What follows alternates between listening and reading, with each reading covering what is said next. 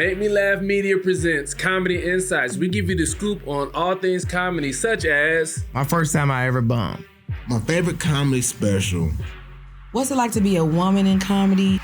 Is there a comedian that I grew up watching and I met him, I didn't like him? I don't give a fuck. Them niggas know who they is. I got on there about that too. Do I have any comedy groupie stories? Bro, what was that question again? You are watching Comedy Insights. Hello, my name is Ashima Franklin, comedian extraordinaire.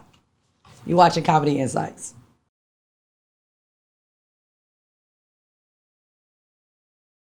Who was the first person to take me on the road? I want to say it was K-Dub. K-Dub was one of the, K-Dub and Bo Peep. K-Dub and Bo Peep were the first people to take me on the road. And I have to say K-Dub and Bo Peep because I can't really remember which one was actually first, but it was like right there together. It was like Bo Peep as far as old school comic taking me on the road, and K-Dub as far as like a new school comic at the time. My first time on the road was fun. It was fun. It was definitely, the experience of traveling and, meeting different people and hotels. It was quite an experience. Me and Bo Peep used to love to listen to music. Like me and Bo Peep, we love the same music or whatever. So we would just jam. That was my favorite road partner because we would just jam the whole time wherever we were going and jam all the way back. Being on the road with K-Dub was fun as well too because he used to make me stay up the entire time. Like, you could not go to sleep in the car on the road with K-Dub. Like, I had to stay up the whole time there. And he was one of those people that would take you on the road. And if it was 5 hours or less, we was coming back the same night. And I still had to stay up. So he kind of like taught me how to hit that road and bring my ass on back. Because it ain't nothing like being in your own bed that next morning versus coming back the next day. It's always easy to come back that same night if you can.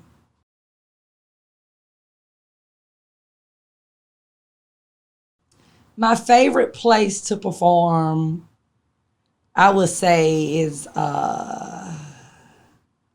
a good question. So many. Name a few. Okay, I can name a few.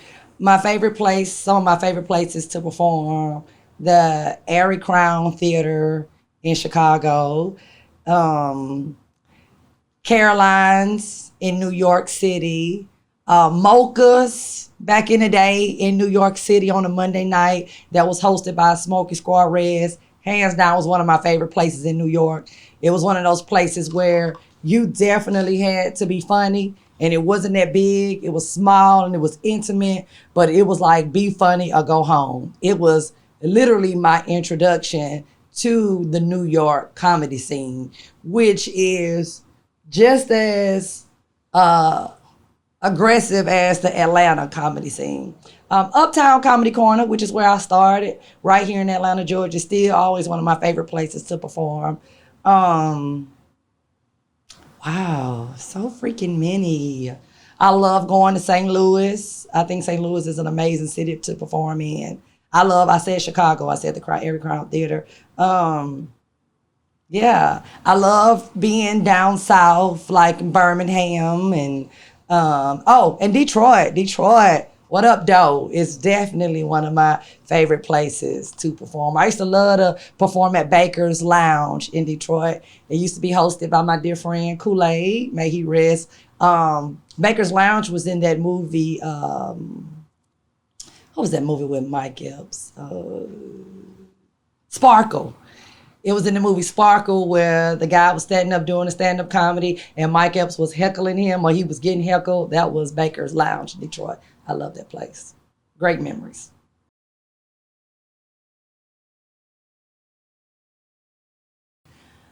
The first place I ever got on stage to do stand-up was at Katt's Cafe. Katt's Cafe on a Tuesday night. It was hosted at the time by Carlos Miller, produced by Maurice Sims. And yeah, the first time I ever got up, I did Carlos Miller's birthday roast. And I don't think he knew that I could roast as good as I can roast.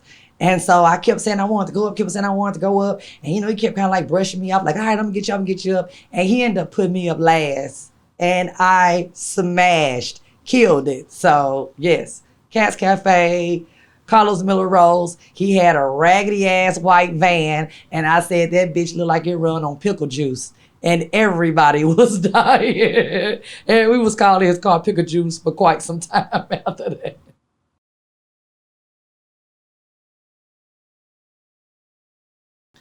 My favorite city to perform in, I have two. Can I have two? My two favorite cities to perform in are, of course, Atlanta. Atlanta is because this is where I started. I learned on Atlanta stages a go hard or go home mentality. It was funny or die. It was be funny or kill yourself. And I'm very appreciative of that training. That's why I feel like I'm just always in beast mode wherever I go, because that's how I was trained, like a dog, just to bite. As soon as you get up there, attack, And then my second favorite place is, once again, New York. And it's because New York challenges your comedy. Yeah, you could do those clubs, like I mentioned, like Mocha's, where you had to be like funny and go home, as far as like on the urban scene. But when you do a lot of that mainstream stuff in New York, or just regular clubs, period, you don't necessarily have to be mainstream, you never know who you're going to get in the audience. It's a melting pot. It's all different type of nationalities. It's tourists. Of course, it's men, it's women. You just never know what you're going to get. So I like performing in those type of crowds because it reminds you that it really doesn't matter who you are, where you come from. Funny is funny.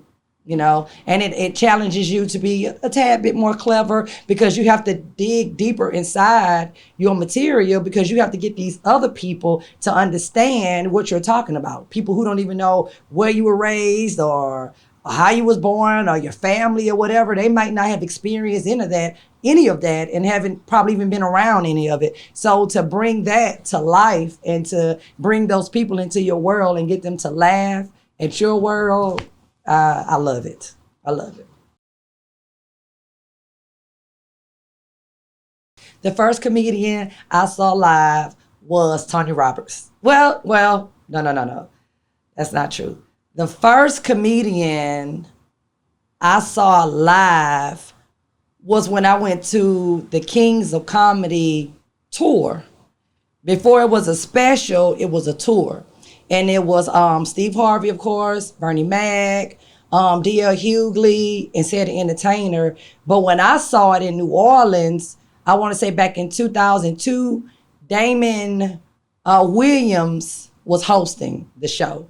And Mike Epps opened up, but this was before Mike Epps was, of course, Mike Epps. He did the opening up part where the curtains was still closed. The curtain wouldn't even open up. And man, he was funny as hell. He was hungry, young Mike then. So that was the first live comedy show I had ever been to. The first comedian I had saw in a comedy club, as far as like on the underground scene, was Tony Roberts.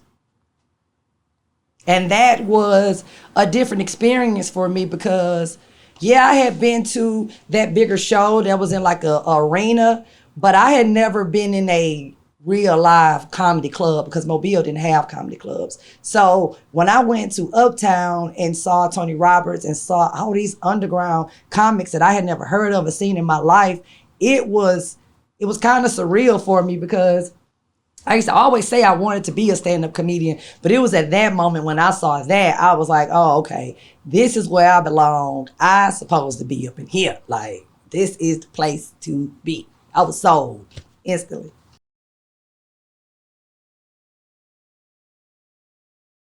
My favorite comedy special is Martin Lawrence, You So Crazy, hands down. Martin Lawrence has been a huge influence in my comedy career. He is somebody that I watched because I'm a Def Jam era kid or whatever. So that was something that me and my siblings and my cousins, we used to watch Def Jam all the time. I don't know if people remember this, but every New Year's Eve on HBO, they would show all the episodes of Def Jam up into midnight. So I was just a Martin Lawrence fan. I just wanted to be raw like him, be real like him, be funny like him. And You So Crazy, which it still is my favorite all-time comedy special.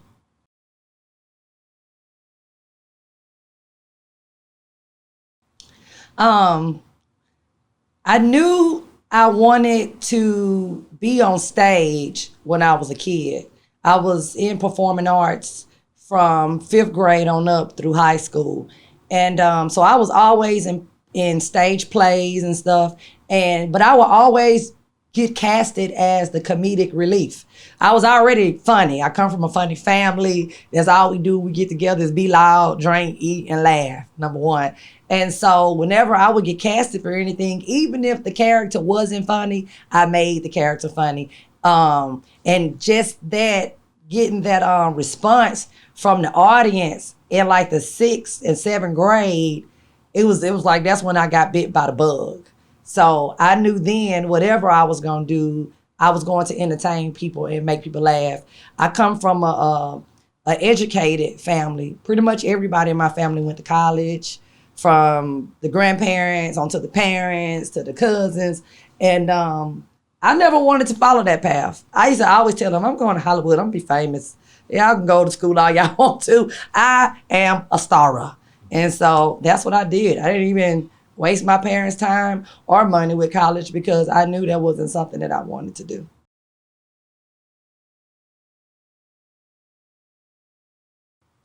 My comedy style is very non-filtered. It's very raw. It's very in your face. It's very me. I like to talk about me and my experience and my life. It's very shock factor. It's like, oh my God, I can't believe she said that. But, you know, that's what we're thinking. I love to say what the women are thinking. I love to say what the men are thinking. I love to say things that people won't say. Because I feel like even if it's something hurtful that we're going through, I feel like comedy is healing, and I feel like we're supposed to laugh at our pain. So yeah, my comedy is, oh my God, I can't believe she took it there. But I'm so glad she did.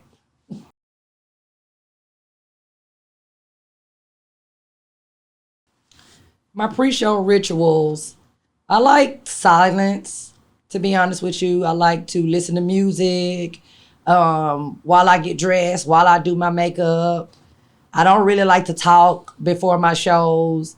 I like to, if I'm at a comedy club, I like to get in my green room. I might talk in the mirror, in the bathroom, in the green room. More than likely gonna have me a glass of wine.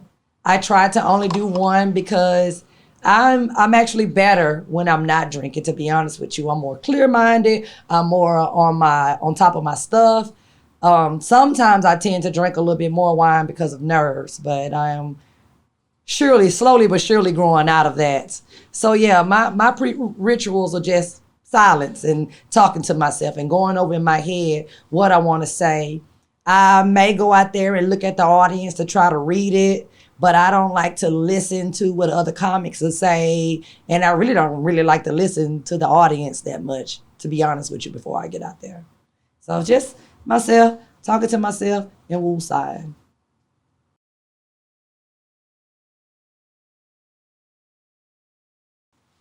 First time I bombed, I was doing Clark Atlanta's homecoming.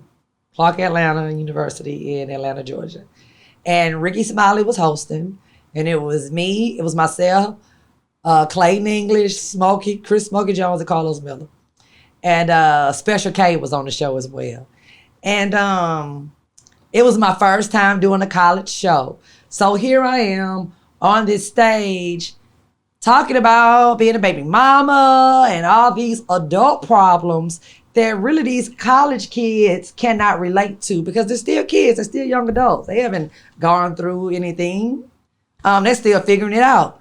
And so I did a joke. I mean, you know, that hit a joke that you know that's just gonna work, that just gonna hit every time.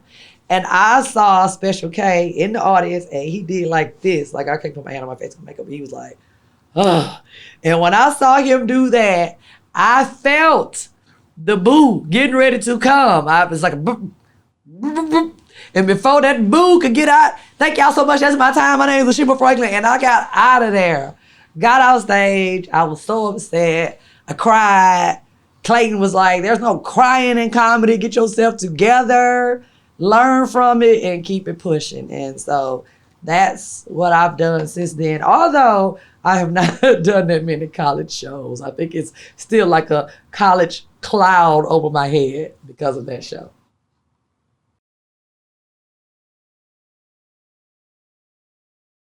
Yes, I have been acknowledged by a comedian.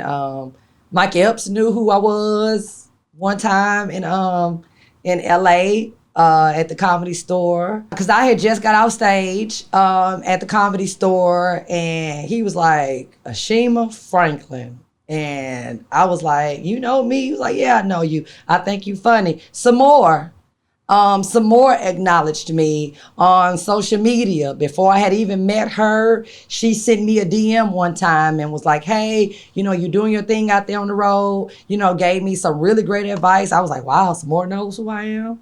So, yeah.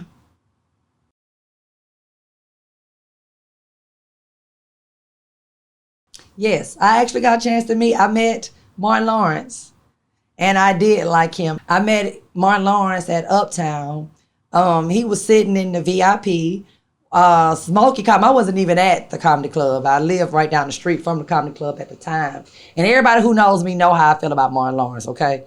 And so Smokey called me and was like, Ashima, you ain't gonna believe who the hell at Uptown. I'm like, who? And he said Martin. And before he can get Lawrence out of his mouth, I had been flew to Uptown. Now, allegedly, they said I bust through the back door.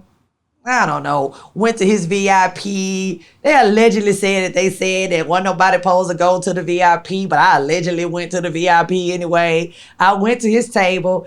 I put my hand out to shake his hand, introduced myself to him, and told him I was a comedian, and told me I told him that he was gonna see me again. And he was like, nice to meet you, young lady. Okay, I look forward to that. So fast forward, the show is over with. We go outside, and the club owners are upset with me because they was like, Martin didn't want to be bothered. He didn't want nobody to say anything to him, and you went over there and did it anyway. So we in the parking lot of the comedy club, and everybody's trying to get pictures with Martin Lawrence, and I'm trying to get through, and they like, no. And Martin was like, no, let her through. You niggas can get back. Let her through. So they let me through. He gave me a hug. We took a picture, and I was happy as hell. Fast forward some more. His opener comes to Uptown maybe 3 months later, and I'm hosting the show for his opener at the time. And me and her are sitting in the green room, and she recognized me after we got talking, and she got to talking, and she was like, hold on. Girl, Martin told me about you. Like, he told her that he met me and that I told him that I was a comedian and that he was going to see me again. And she was like, wait till I call him and tell him that you end up hosting this show and that you was funny as hell. So, yep, that really happened. Hadn't seen him since then. Hope to see him again soon. If you see this interview, Martin, I'm still waiting on you to call me. Because, you've been fucking with all these comedians and they ain't calling me. So, yeah, I'm waiting on you, buddy.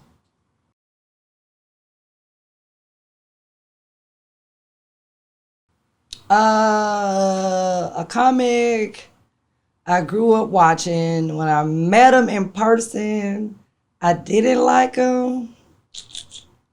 Well, and she's actually my comedy mother. She and I like this.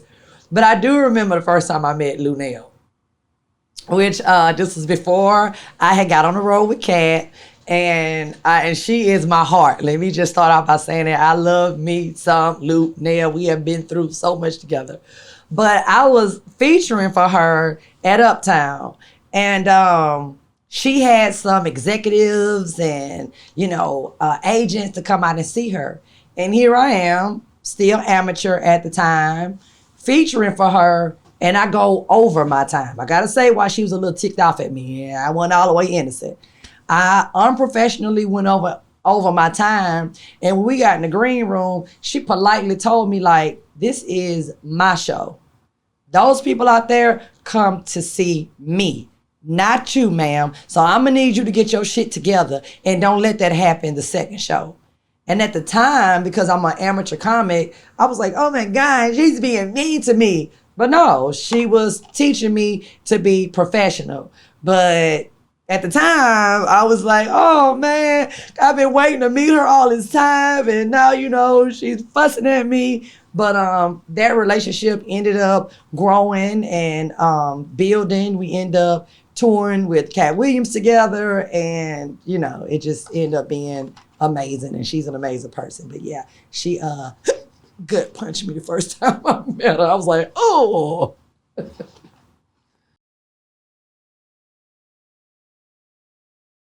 I've never stolen a joke by mistake or on purpose. That's the number one rule that you don't do in comedy. Even if I hear a person doing a joke that's like mine, and even if I think that they got it from me, I ain't gonna necessarily say I'm gonna stop doing it. I'm gonna either show them how it's done or I'm gonna stop doing it. One or the other.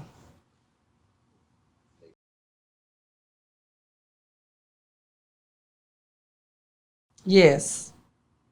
I don't have to name names, but you know who you are. I have seen people have text. I have seen clips of people trying to steal my joke because you really can't do it because you can't steal me because it don't matter how you do it. You're never going to do it like moi. So that makes me laugh. You know, it's flattering, you know. So it's like, girl, man, please, you can keep on with it. It's not going to be received the way I tell it. I don't even waste my time with the phone call of it. Hey, you stole my joke, putting it on social media. Psh, I don't even have time for that. For what?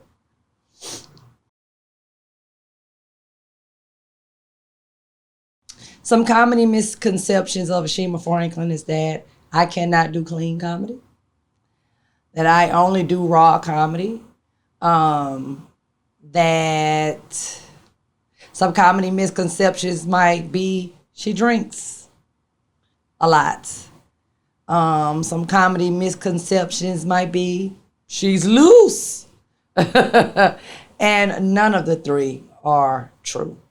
I can do clean comedy. I've actually done kids shows, elementary, middle schools, churches. Churches are actually my favorite shows to do because I get to keep it real in there because I'm not cursing. I am a very sexual woman, very flirtatious, but that's just my personality. I would make you feel like you gonna go home with me that night or even make you feel like $1,000,000, but child, I ain't gonna bust a grape. And as far as my drinking is concerned, I may drink a little more after the show, but definitely not before or during. And that is something that I learned the hard way.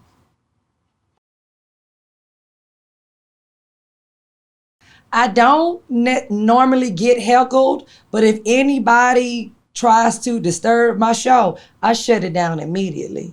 This is my show. I have the microphone. Nobody is ever going to take over my show. It just doesn't happen. I shut that ass down ASAP. But that's something I really don't experience too much. I may have experienced people being drunk and yelling out stuff, but it's like, yeah, girl, go on. All right. Yeah, don't talk about. And then I have to shut that down sometimes because that could just get just a little disruptive. But I don't never really have people that don't too particular like me when I'm on stage.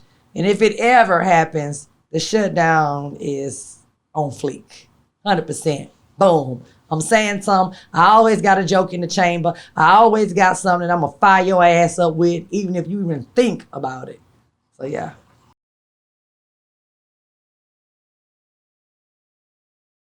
Ooh, Lord. Janky promoter story. Going to the Carolinas. Oh, okay. Going to Columbia, South Carolina. We're doing a club. The club tells me and another comedian, if we sell more tickets than anticipated, we get a bonus. Okay, cool. Well, guess what? We end up selling more tickets than anticipated. So when it came down for us to get paid, we did get the bonus. Well, we on the bus, this was a while ago. She and I, it was me and Shantae Wayans, we're on the bus headed back to Atlanta from Columbia, South Carolina. We get a phone call from the club. We didn't mean to give y'all that much money. Y'all need to turn around and come back and bring it back or we gonna say y'all stole it. What? So you overpaid us and it was only like about $200. We might have got 8 instead of 6. I want to say that's what it was. So we was thinking that was the bonus. So you want us to come back because if we was on the bus or when we get to where we go to send you this money that we needed and we worked our asses out. We was up there trying to make the rent. So no, we didn't send that money back and it ended up being a whole ordeal and we didn't get booked for that club for years. And it was unfortunate because it was a pretty cool club to do. So that was janky, if you ask me. And just going to do a show, I'm sure it has happened where I didn't get all of my money. And it was that, let me holler at you. I'm going to send it back to you when you get back. Walmart to Walmart and all this other stuff at MoneyGram. And never got it. Never got it. To this day. But yeah. Janky promoter, or even just doing something right here in the city and somebody's supposed to pay you and it don't happen. It's happened before several times and you just have to learn and grow from that. Like, you know, you have to get to a point where you won't even take shows without a deposit. Like right now, I'm not locking in no dates without a deposit. And I have been for some years now. I'm gonna get my money one way or another. Even if you cancel, I still got that deposit that's non-refundable. Oh, God. Comedy groupie stories. And my comedy groupies are just, you know, they're men. And I don't like a man groupie, okay? So when the man groupie, like, you know, oh, my God, I can't believe it's you.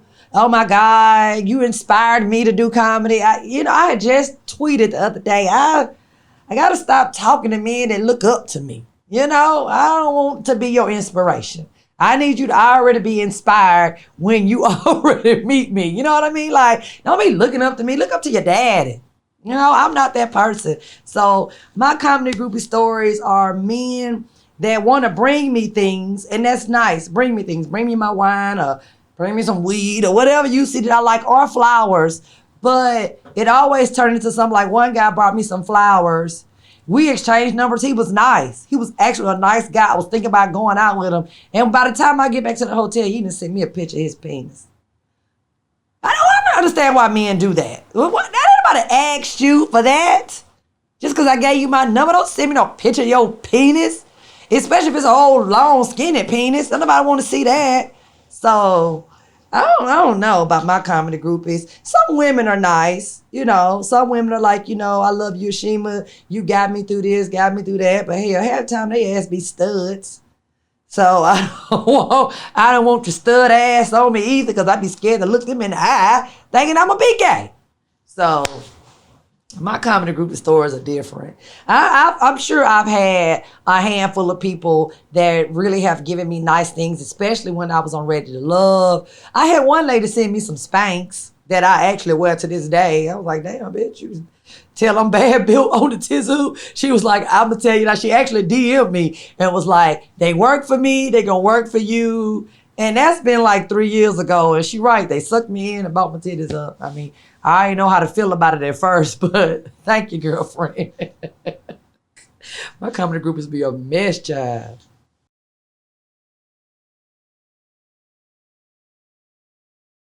Most embarrassing moment as a comedian was 2012, going into 2013. I was in LA. I was opening up for Katt Williams in this arena in the Staples Center, where in Los Angeles. And we were filming Catpocalypse, which was his comedy special that I'm featured on. So the stage is like one of those black glass, slippery-like stages.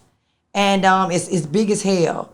And I'm out here and I'm dressed from head to toe. I got my Bessie Johnson on. And Katt Williams was the first person to buy me a pair of red bottoms. So I come out there in my red bottoms and I grab the microphone and I go into my first joke and I slip and I fall in front of 10,000 people. I slip and I fall. And Miss Pat was on the show and I still had the microphone in my hand. And Miss Pat said, I said in the microphone, "Oh my God, I fell." And that's probably what I did say. I jumped up and I kept going. I mean, they say I jumped up fast as hell. I jumped up and I just kept going with my material. I kicked those shoes off and I did the whole show barefoot. That's why I get that whole take my shoes off on stage. And I did the rest of the show barefoot. I come out the stage and he's like, "Katt, we want to see you. Katt, we want to see you." And I am bawling my eyes out. And I go into his green room and he literally comes out the bathroom and he bust out laughing. And he was just like, "Ashima Franklin, understand that you were so beautiful and so funny that the people really couldn't believe it, especially the women." And he said, "You had to fall." He said, "When you fell, it made them know that you're relatable and you are just like them and they loved you even more."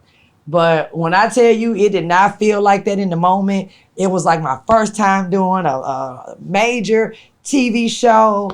And I mean, I just could not believe I got out there and bust my ass the way I did. It was crazy. And I was embarrassed as hell.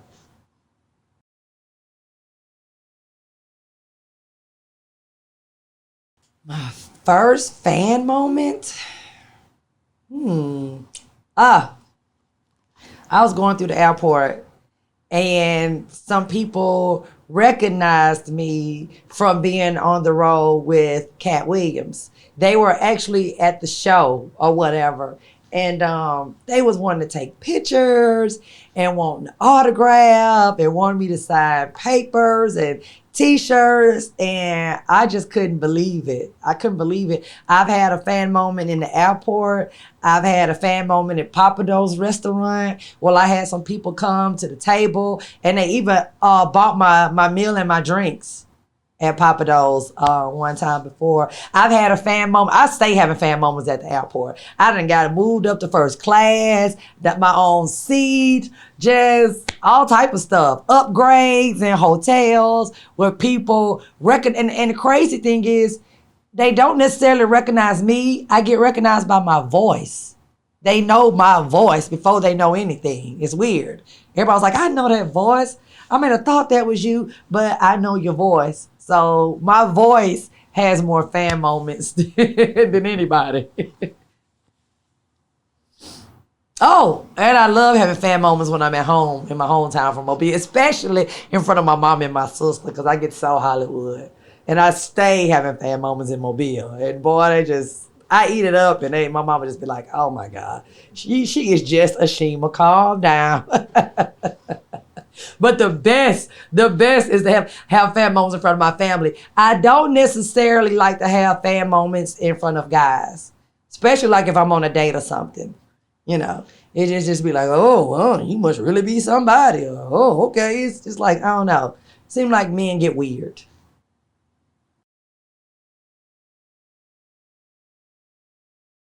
My truth about comedy life. My truth is one for the books. My comedy life affects me personal and professional. Because number one, I have a kid by a comedian, so it's like I'm always in it. Even when I'm out of it, I'm in it. Which is not a bad thing. It's a blessing. It's been some ups and downs. It's been a good road. It's been a rough road. Only in 5 years of me doing comedy, I got put on a major tour, which doesn't necessarily happen. Let me see. I started comedy in 2008. I got on a major tour in 2012, in the beginning of 2012, which was like a whole nother world for me, from going to clubs, open mics. Now I'm on private jets, tour buses, and arenas. And I did that for 6 consecutive years, which was and still is one of the best times of my life. I learned a lot. I saw a lot. I felt like it prepared me for the future.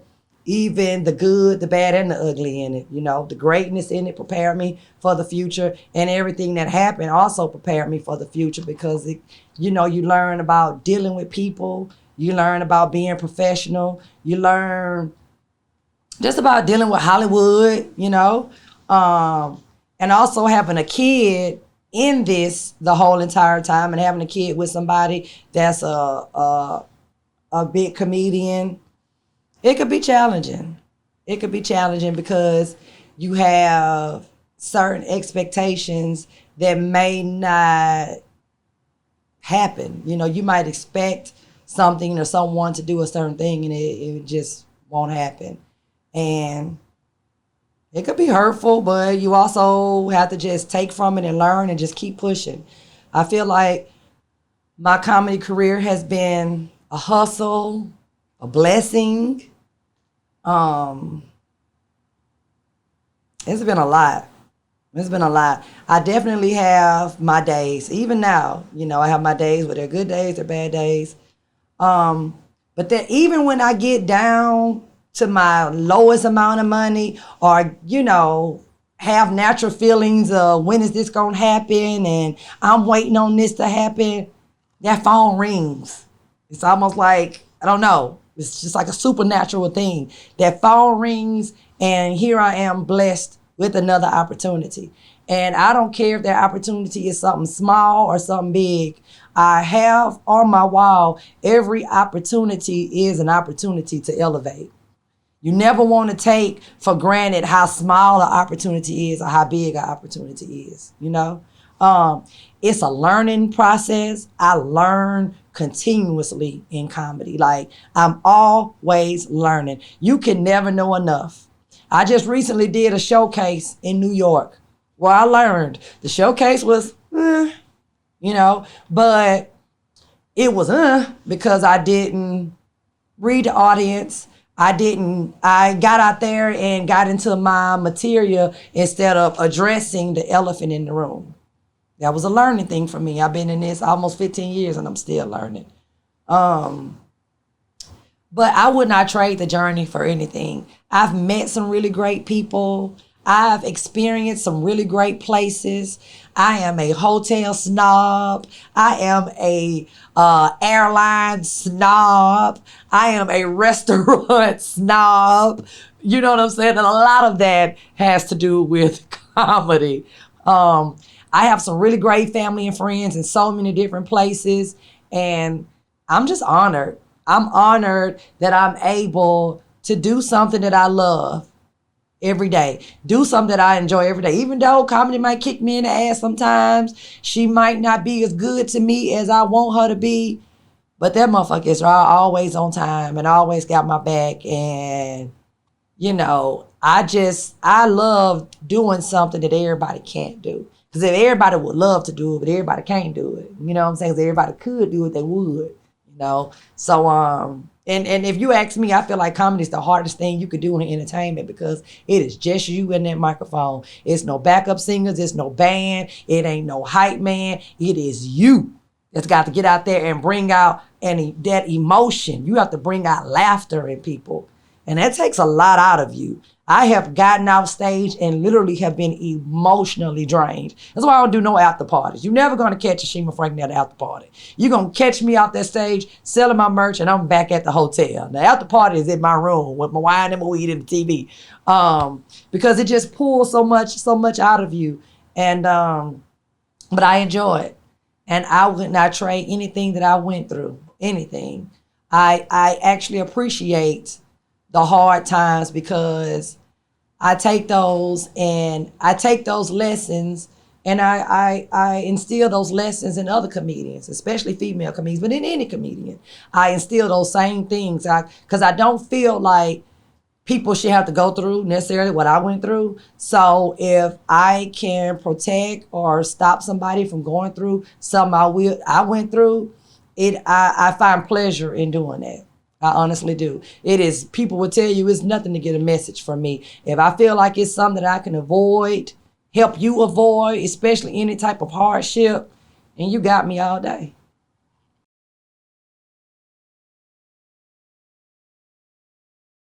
My advice to a new comedian would be to let you know that this is a one-woman man show. Focus on your craft. Stay on stage. Stay on stage. That's the only thing that's gonna get you better. That's the only way you gonna learn. You can't worry about what the next person is doing. You will run yourself crazy. You hear me? Worried about what the next person is doing. Because we are in a world of the internet, I kind of started before the internet, so that's not my strongest point. But if you have a strong point on the internet, then do that, because that social media is how you're reaching audiences these days. Just appreciate the craft so much that you still work on your material on stage. Don't just get people out there to see you and you ain't shit on stage. That's just not cool. Respect the craft, appreciate the craft, work on your craft, and talk about you and your life, because that's something nobody can steal from you. Can't nobody steal Ashima from me. You can get up there and try to be Ashima all day, and you're not gonna be able to do it. It's not gonna work because you're not Ashima. So yeah, be humble, remain humble. It don't matter how big you get, how much money you get, know that shit could be taken away overnight. So remain humble and be kind. Be kind, because you never know what's gonna come around full circle. For example, one of the bookers at this club called Caroline's, who has put me on major shows in New York, he was a server in that club. He was a server. And I asked him recently, his name is Johnny. Hey, Johnny, love you. Why me? Why do you give me all these opportunities? And he said, you used to come to that club, and not only was you funny as hell, but you was so freaking nice to me every time. You showed me love, you took time, you talked to me, and you were just kind. And he said, I came here to be a booker, and I used to always say, when I got in a position, I'm gonna help her out. I'm gonna put her on something. And he has done just that. And I've had that happen to me several times. So it's always important to be kind, because you just never know.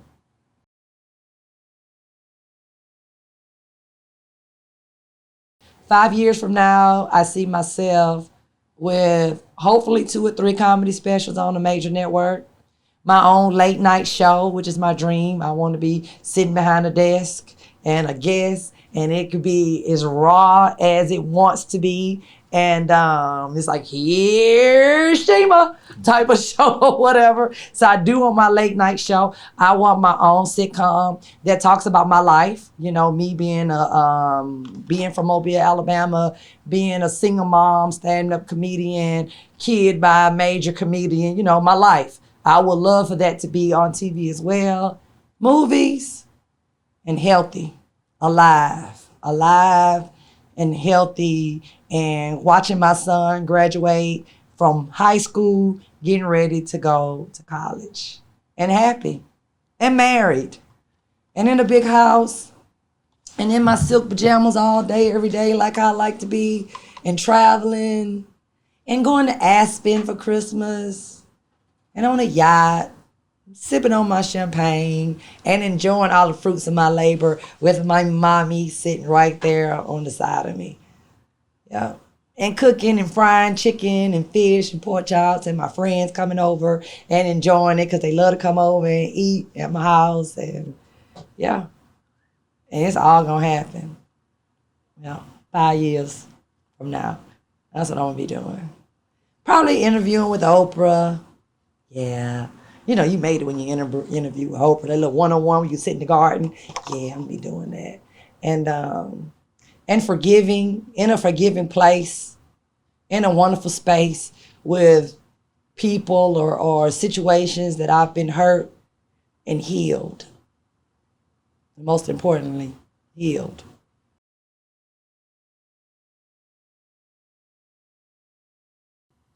Five underrated comedians that people should know. Ashima Franklin.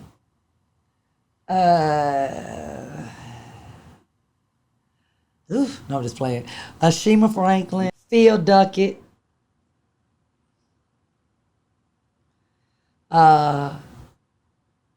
Crystal Powell. Just Niche. Mario Torre. I can name 10. Mark Gregory, Mark Henderson, Onika out of New York, Mimi Simpson. I have so many friends in this, like that we really, And who's my last one? Who's my last one? Did I say Chris Jones? And Chris Jones.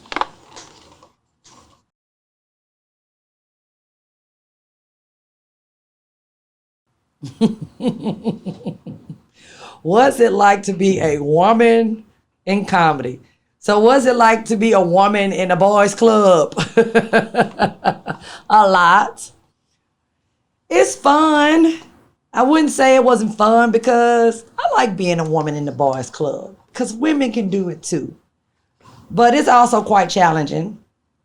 You have to work harder, especially when you're an attractive woman in comedy. You have to get on that stage. You have to work harder because you have to get the women on your side. The men, they pretty much probably gonna be on your side, but the women, because that's the majority of the audience, you got to get out there and make them like you immediately. Dealing with the business off stage is more of dealing with it off stage and on stage, because if you're funny, you're funny. But dealing with the business off stage, getting tried by men, getting hit on, getting tried by promoters, and then when you have to be assertive and aggressive, then you're a bitch.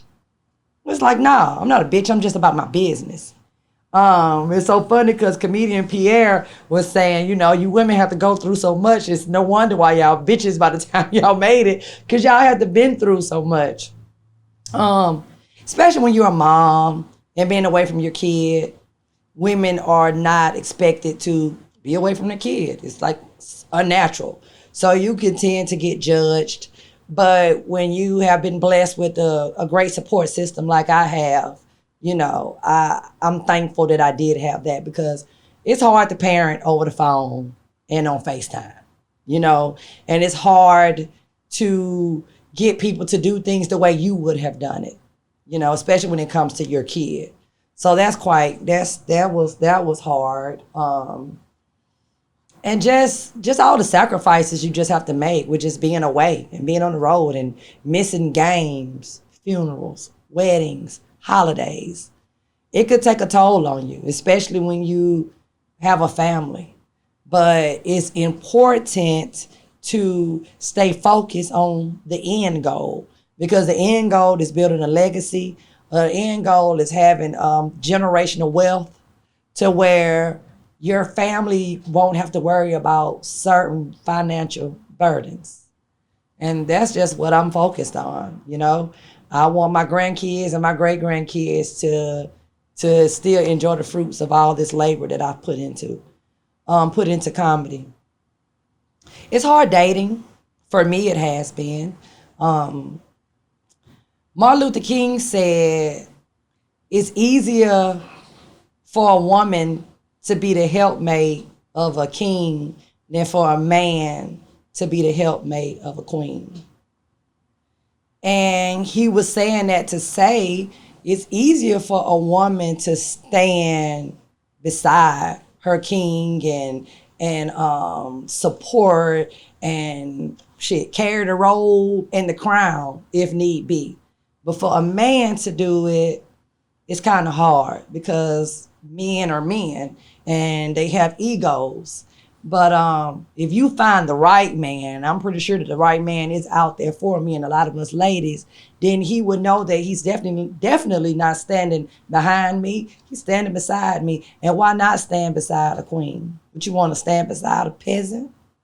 You better want to be in the palace. What, you want to be the help? So hopefully, I can find a helpmate that don't mind feeding me the grapes, because I'm gonna feed you the grapes right back when we get done. So yeah, those are some of the challenges that I go through all the time. Some of them I've overcome. Some of them I'm still working on overcoming.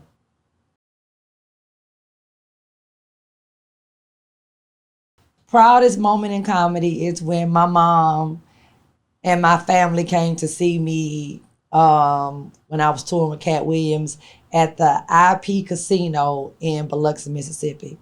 My mom, like I said earlier, I come from a family that, you know, you go to school, you go to college, you get a career, you get married, take care of your family.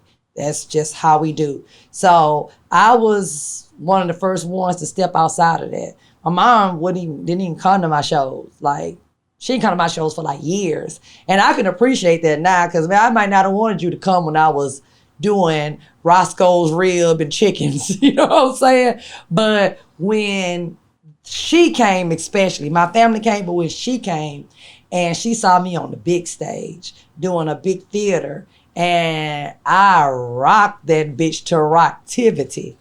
And she came up to me after that and was like, I see it. I apologize. I get it. And I'm so proud of you. And yeah, I was very, very proud, because I'm not gonna lie, I seek my parents, my mom approval. It is. What my mom and my parents think of me matters. What my family think of me matters. That's just how I was raised. And I'm not ashamed to say that. So yeah, when I got the stamp of approval from Sharon Johnson, AKA Sergeant Slater, Sergeant don't give a damn, Sergeant to wake you up in the middle of the night and beat your ass about a fork in the sink. When I got her approval, it was like, okay, I'm going full speed on this. And for my kid to let me know he's proud of me. I have a 14-year-old son. I have been telling jokes since he was in my stomach. And for him to tell me that he's proud of me as much as he does, it really means a lot. Because he has had to sacrifice the most out of anybody, if you ask me.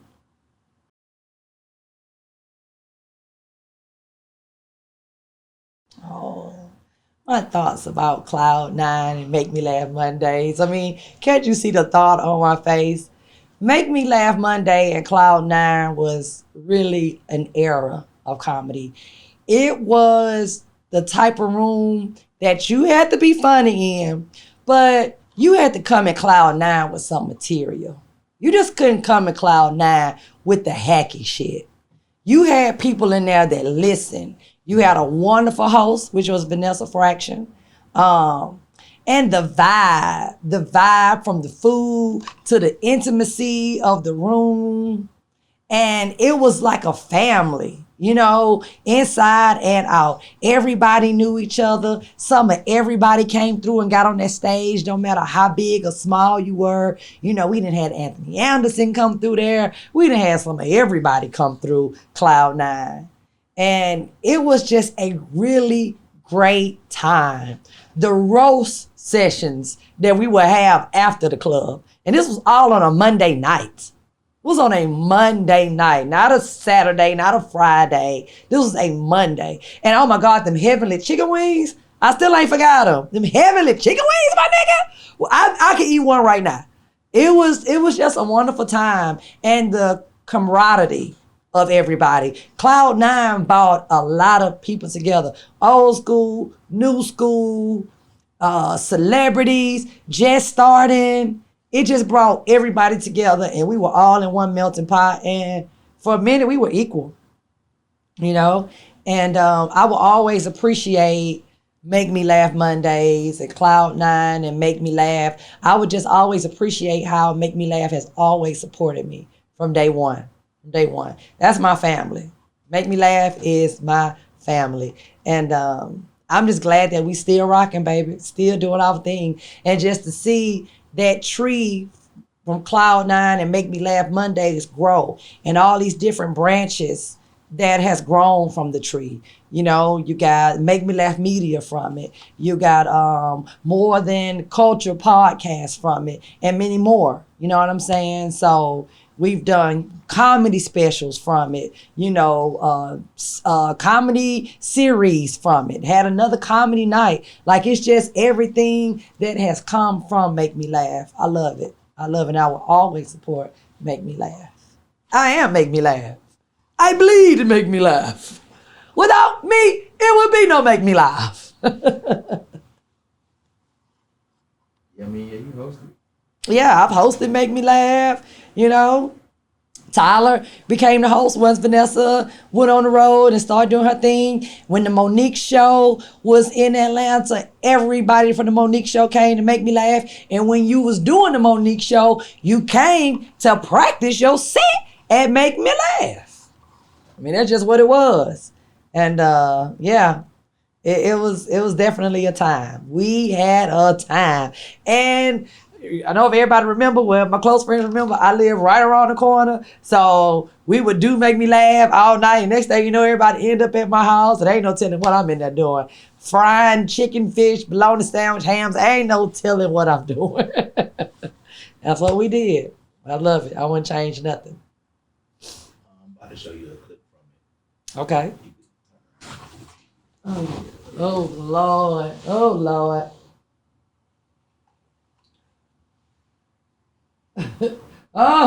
Oh God. And I was skinny doing Make Me Laugh. That's what I miss. I miss Make Me Skinny. I like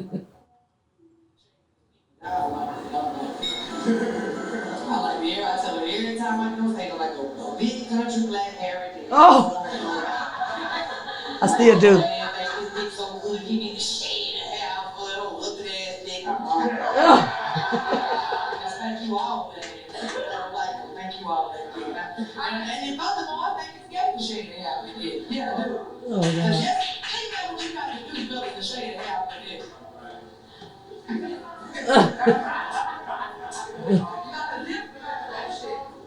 You got to lift the dick up. Now that ain't no good shit, because you got to lift your shit up with your balls and shit, just be up and all of you see his ass and shit. Oh God. I think that's gay. I don't know if I necessarily still think that's gay. But I do like me a hairy dick. Vanessa used to say, no, you don't want hair on your dick. You want to get to the thrust. She used to say, you want to get to the thrust. And I mean, I get it. I've had thrusts and I've had hairy. So I still prefer a little hair. I'm a 80s baby. Oh my God. Whew, maybe I should start doing that joke again. That's it. I'm done. Well, that's my time. My name is Ashima Franklin. Thank you. Comedy Grind. I knew y'all was special, man. You did what I'm saying? Y'all make me laugh for life. Hello.